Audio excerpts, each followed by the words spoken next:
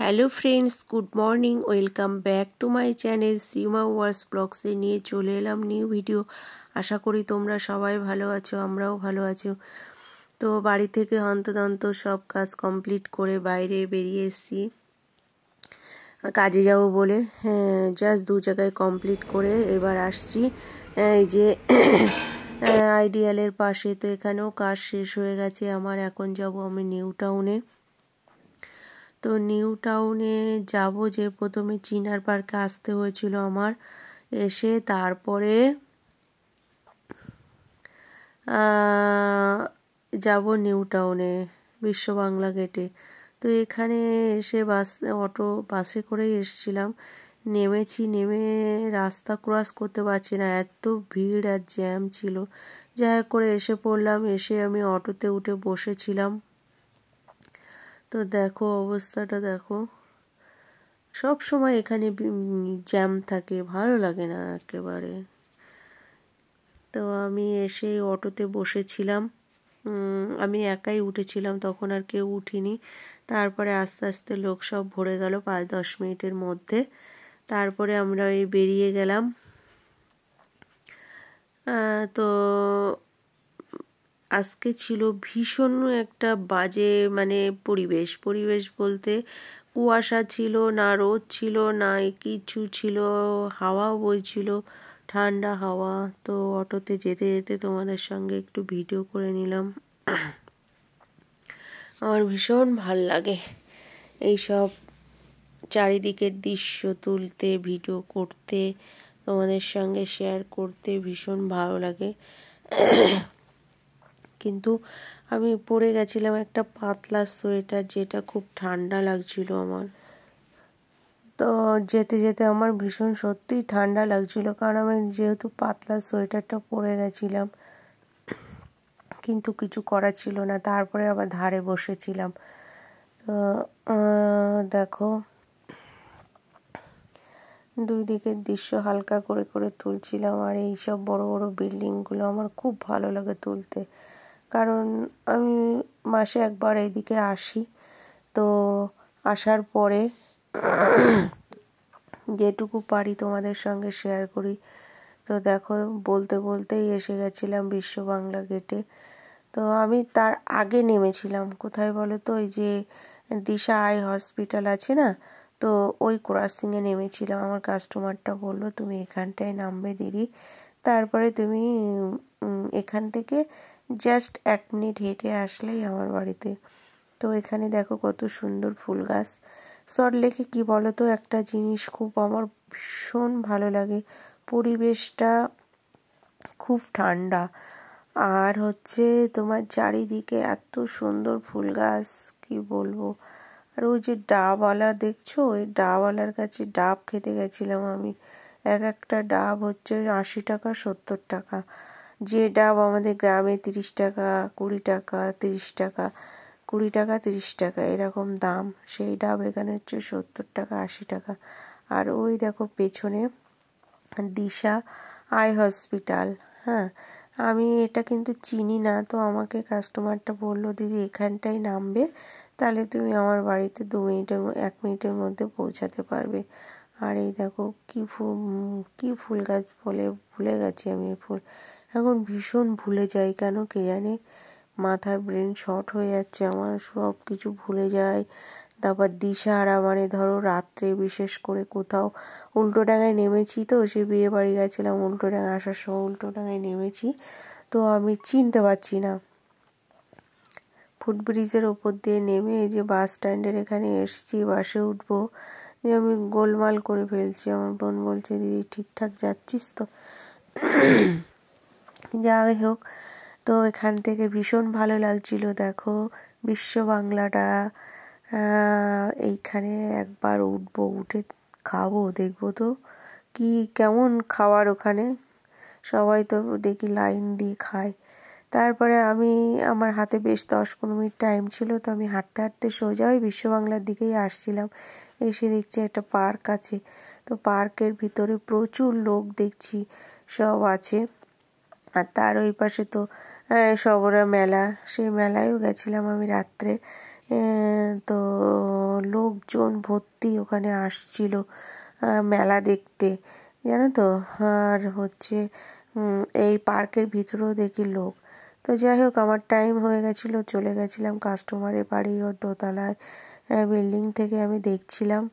বাবা, আমি বলছি কী গো, আগে একদিন গেছিলাম এরকম ছিল। তো বলছি দিদি আর বলো না, এখানে 12 মাসে 13 পার্বণ হয়।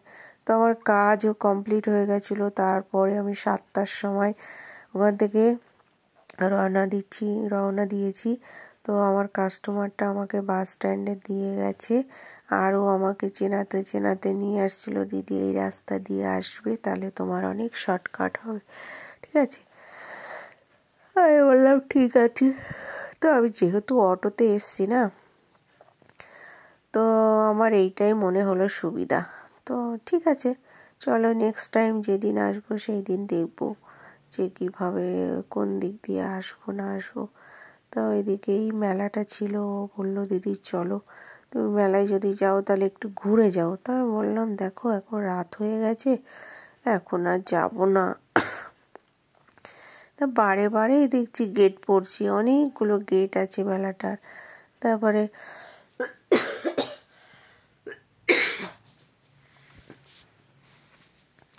অনেকগুলো গেট ছিল,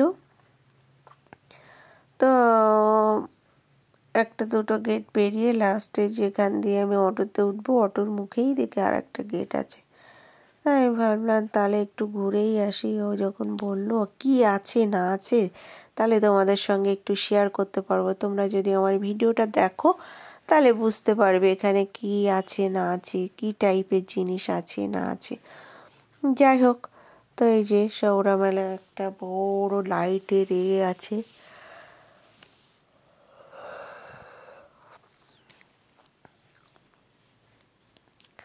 প্রচুর লাইটও ছিল, লাইটিং ছিল, বড় বড় লাইট দিয়ে সুন্দর করে করা ছিল।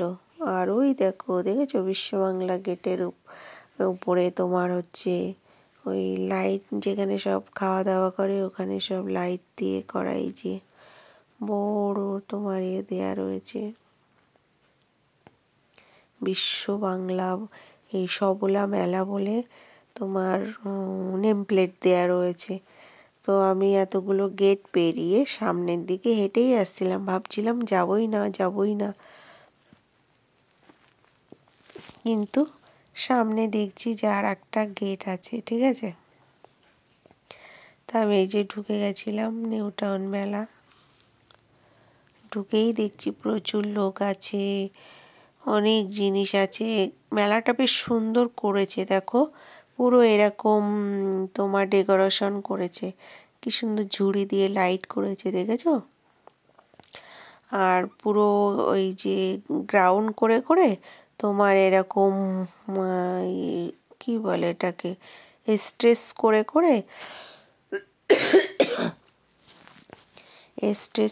করে তোমার এই জিনিসপত্রগুলো বিক্রি হচ্ছে। বাট এখানে অনেকটা প্রাইস হাই ছিল, যেহেতু দেখো একটা মেলা, ওদের তো ভাড়া দিতেই হয়। এসব ব্লাউজগুলো 200-250 বা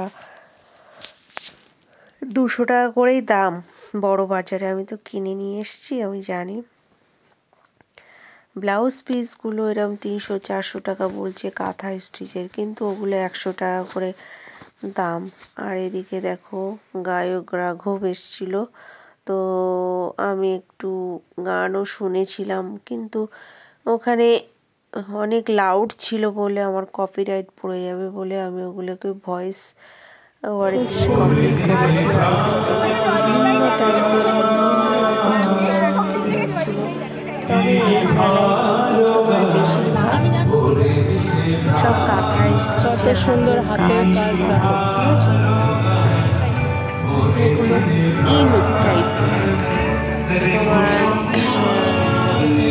শোপিসে সাজানো জিনিস ছিল, ঝুড়ি ঝাড়া প্রচুর। তো আমি এদিকে দেখো আবার ফাংশন, গানও এত সুন্দর গান করছিল যে না শুনে পাচ্ছিলাম না, তাই অনেক কাছে এসেছিলাম, এসে একটু গানও শুনেছিলাম। অনেক সুন্দর সুন্দর রবীন্দ্রসঙ্গীত গান করেছিল, ঠিক আছে। তো তো দেখো সমলা মেলার দুর্গা ঠাকুর দেখছি আর মা দুর্গার করা আছে। এটা যে কি পুজো কেউ যদি জানো তাহলে প্লিজ কমেন্ট করে জানিও তো। হ্যাঁ, কোন দুর্গা, কোন মা দুর্গার এটা রূপের পুজো। তো এইসব ড্রেসগুলো, এখানে যা ড্রেস দেখছো সব 1000 টাকার উপরে, নিচে কিছু নেই। এইসব ব্যাগগুলো 250-300 টাকা বলছিল। এই শাড়িটাই শুধু দেখো, এই শাড়িটা এমনি মার্কেটে তোমার 200-250 টাকা দাম আছে, কিন্তু ওখানে 1600 টাকা দিয়েছে। এইসব কাঁথা স্টিচে সব 350-300, কিন্তু ওখানে সব 800-900 টাকা বলছিল। এসব শাড়ি তো 5000-6000 টাকা, প্রচুর দাম বলছিল।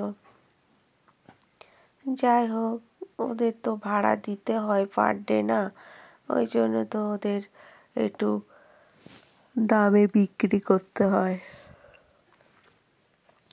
তবে কি বলো তো, মেলাটার কালেকশন ছিল, সাজিয়েছে অনেক সুন্দর। দেখো বিচালি দিয়ে কত সুন্দর ঘর করে করে দিয়েছে। দেখো শাড়ি টাড়ি তো নের পড়বে, আজকে যেমন সারাদিন 1 ফোঁটা রোদ বেরায়নি, তো তার জন্য তো একটু করতেই হবে, সুন্দর করে সাজিয়ে দিতেই হবে, তার জন্য তো ভাড়া দিতেই হবে, তাই না? যেহেতু এইটা করতেও তো অনেক টাকা খরচা হয়েছে, পুরো মনে হচ্ছে একটা বাড়ি বা একটা দোকান টাইপের। তারপরে আমি অনেক কিছু ঘুরে টুরে চলে এসেছিলাম। তারপরে দেখো এদিকে একটা আন্টি কি সুন্দর ঝুড়ি বানাচ্ছে, ডাইরেক্ট বানিয়ে ডাইরেক্ট বিক্রি করছে। কত সুন্দর হাতের কাজ, এসব কত ট্যালেন্ট এদের, কি বলবো। এইসব ইউনিক জিনিস তো, এগুলো তো দাম হবেই, তাই কিনা বলো? কাঠের জিনিস সব। আর